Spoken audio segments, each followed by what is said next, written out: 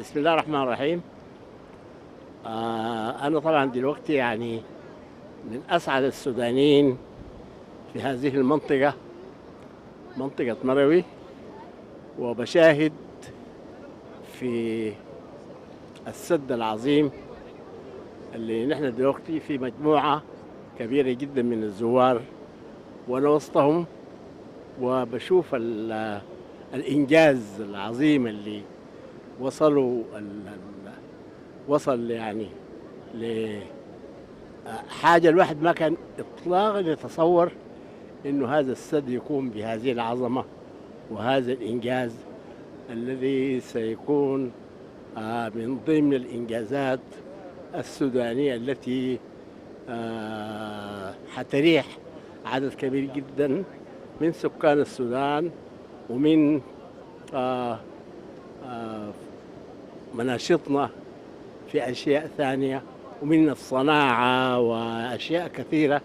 يعني المجال ما يمكن ما يسع لها، لكن أنا سعيد جدا بهذه الزيارة، وشكرا جزيلا للدعوة اللي وصلتني من الجامعة الأهلية دي.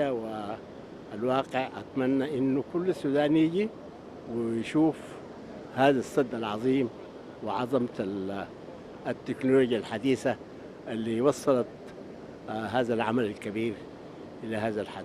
فشكرا جزيلا، وإن شاء الله نلتقي، وأنا كل ما أجلس ثاني إن شاء الله حازور ثاني هذه المنطقة. السلام عليكم ورحمة الله.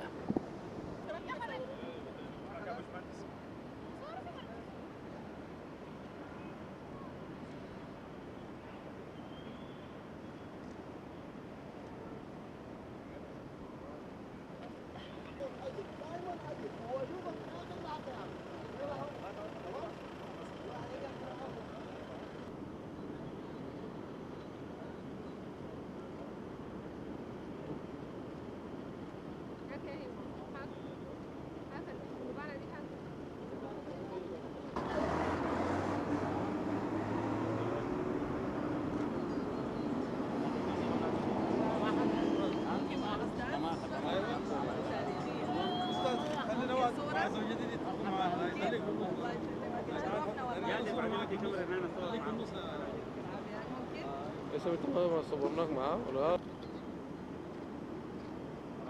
قاعدين